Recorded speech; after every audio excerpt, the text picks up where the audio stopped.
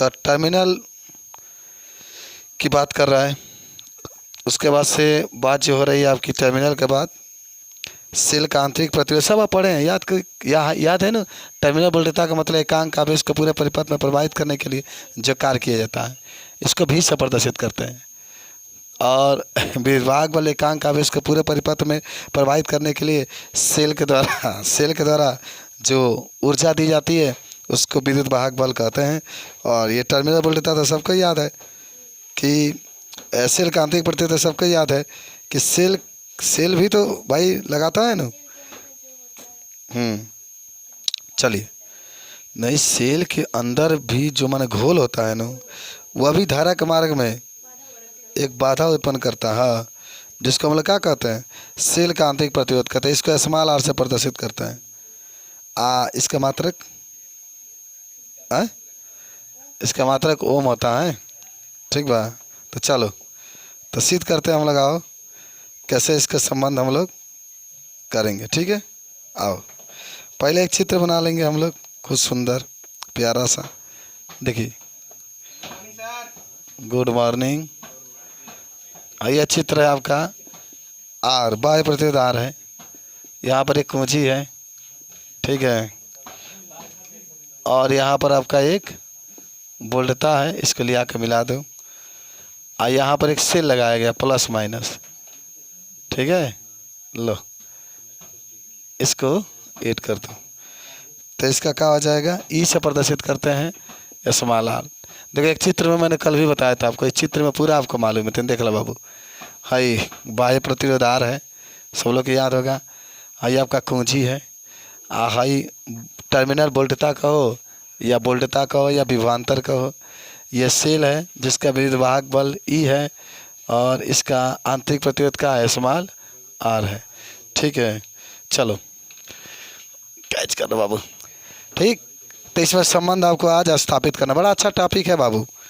इसी से पहला सवाल मैंने कल कहा था कि आप लोग लगाएंगे, सब लोग जान गए होंगे कौन का है। ये सेल का विद्युत वाहक बल है, ये आंतरिक प्रतिरोध है, ये बोलता है, ये बाह्य परिपथ है, और ये क्या है, कुंजी है, बंद कुंजी है। ठीक है, चलो तो पहले आप क्या करेंगे, पहले आप एक बात समझेंगे इसमें कि जब कुंजी को दबाते हैं ना, तो सेल द्वारा दी गई ऊर्जा या कार्य, भाई कुंजी को दबाएंगे ना तो ये सेल जो होगा कुछ कार्य करेगा। तो देखो कहेंगे आप सिद्ध करेंगे, आपको लिखना है कि कुंजी माने ये होता है स्विच। कुंजी को दबाने पर सेल के द्वारा किया गया कार्य, सेल द्वारा किया गया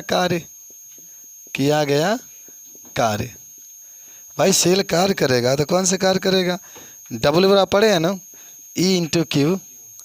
अरे पढ़े तो होंगे आप लोग। अरे ई बराबर होता है, कल बताए थे, डब्ल्यू अपन क्यू होता है ना। जब सेल की बात होगी तो ई तो आना चाहिए। कल आप ई बराबर डब्ल्यू बाई क्यू, जब तीसरे ई गुणा करेंगे तो डब्ल्यू बराबर ई गुणा क्या आ जाएगा, क्यू। अच्छा सुनो, हाँ ई वही ज्ञान, क्यू के जगह पर आई टी लिख सकते हैं ना, क्यू बराबर आई टी होता है, तो क्यू बराबर आई टी लिख लेना है। समीकरण नंबर आपका 1 हो गया। समीकरण नंबर क्या आ गया, 1। सुनो, अब कहोगे कि सेल के द्वारा किया गया बाह्य कार्य, तो बाह्य में बाह्य प्रतिरोध आना चाहिए। सेल के द्वारा किया गया बाह्य कार्य, चलो तो बाह्य कार्य जब निकालोगे तो डब्ल्यू में क्या होता है, डब्ल्यू हो जाएगा भी गुणे क्यू, लेकिन भी वही लिखेंगे, ये भी तो पढ़े हैं, भी गुणे क्यू भी तो होता है। जब ये बाह्य कार्य करेगा तो डब्ल्यू भी गुणे क्यू, क्यू की जब फिर वही रखेंगे आई टी, तभी आई टी हो जाएगा। अभी लिखिएगा सेल के द्वारा किया गया आंतरिक कार्य, किसके द्वारा, सेल के द्वारा किया गया आंतरिक कार्य। तो में आई आना चाहिए, तो क्या हो जाएगा, डब्ल्यू, यहाँ एक काम, इसको W1 मान लो, इसको W2 मान लो, तो वही तो होगा। इसका क्या हो जाएगा, इसका भी होगा भी गुणे क्यू। लेकिन आपको याद होगा कि जहाँ भी होता है ना, तहाँ जब आंतरिक कार्य कर रहा है, जब अंदर कर रहा है, तो भी बराबर आई आर रख सकते हैं ना भाई। भी के जगह पर आई आर हो सकता है, भी बराबर आई आर होता है। क्यू के जगह पर भी आई आर रख सकते हो। आई आर नहीं आई टी रख सकते हो, तो क्या हो जाएगा, 2 आई है ना, तो आई स्क्वायर आर टी आपका आ गया। W2 के बराबर आई स्क्वायर का आ जाएगा, आर टी आ जाएगा, W बराबर। तो अब जानते क्या निकालेंगे, अब यहाँ पर निकाल लेंगे का चीज, कुल कार्य। क्या लिखेंगे, कुल कार्य। ये लेते हैं, लिख देते हैं आपको, कुल कार्य बराबर, माने W1 प्लस W2 दोनों जोड़ दो, तो W1 का मान कितना है भाई, W1 का मान आपके पास क्या है, VIT है, तो VIT रख दो, और W2 के जगह पर आई स्क्वायर आर टी है, तो यहाँ पर आई स्क्वायर आर टी रख दो। अच्छा हाँ, कुल कार्रवाई का आदेश, कुल कार्य पहले वाला आइल बने थे, EIT रख दो इसके जगह पर, तो EIT रखा गया, इसके जगह पर EIT रखा गया। तो EIT बराबर यहाँ से दोनों में IT है, तो IT कॉमन ले लो, तो क्या बच गया, V आ प्लस एगो I बच गया, एगो R बच गया, ठीक है। तो IT से IT कैंसिल, तो ये बराबर क्या होता है, V प्लस IR, या V बराबर अब इधर कर दोगे तो ई माइनस IR हो जाता है। तो ये आपके पास वर्क निकल करके आता है, यही आपका होता है कि का संबंध है। तो देखिएगा संबंध आ चुका है जो है ई है, ई को क्या कहते हैं, विद्युत वाहक बल कहते हैं, V को टर्मिनल विभवांतर कहते हैं, I को धारा कहते हैं, R को आंतरिक प्रतिरोध कहते हैं। और यही बताना भी तो है विद्युत वाहक बल, विभवांतर और आंतरिक प्रतिरोध में क्या संबंध है। तो इस तरीके से आप इसको स्थापित कर सकते हैं, बराबर समझेंगे। देखिए चित्र ऐसा बनाना है जिसमें आपको तीनों स्पष्ट दिखाई दे, टर्मिनल वोल्टता भी दिखाई दे, बाह्य प्रतिरोध भी दिखाई दे, कुंजी भी आपको दिखाई दे, और यहाँ सेल का विद्युत वाहक बल भी दिखाई दे, आंतरिक प्रतिरोध भी दिखाई दे। ये आपका ऐसा चित्र बनाना है। उसके बाद से क्या करना है, कुंजी को दबाने पर सेल द्वारा किया गया कार्य, तो W बराबर क्या आ जाएगा, E इंटू क्यू, ये वैसे ही लिख देना, क्यू की जगह पर IT लिख दो, समीकरण नंबर 1। सेल के द्वारा किया गया कार्य, तो W बराबर V गुणे क्यू, तो V वैसे ही रख दो, क्यू की जगह पर IT रख दो। उसके बाद से सेल के द्वारा किया गया आंतरिक कार्य, तो W2, तो V गुणे क्यू, V की जगह पर IR IT लिख लो, तो I स्क्वायर RT आ जाएगा। उसके बाद से कुल कार्य W बराबर का आ जाएगा, W1 प्लस W2, और W1 W2, W1 का मान यहाँ पर आया हुआ है, VIT इसको रख देंगे, और W2 का मान आया I स्क्वायर RT इसको रख देंगे, अतः V बराबर V इंटू IR आपका आंसर आ जाएगा। नोट कर लो इसको तो जल्दी से। देखो कि एक सेल का भी वाहक बल 10 वोल्ट दिया गया है, तो टर्मिनल वोल्टता बताना है इसका।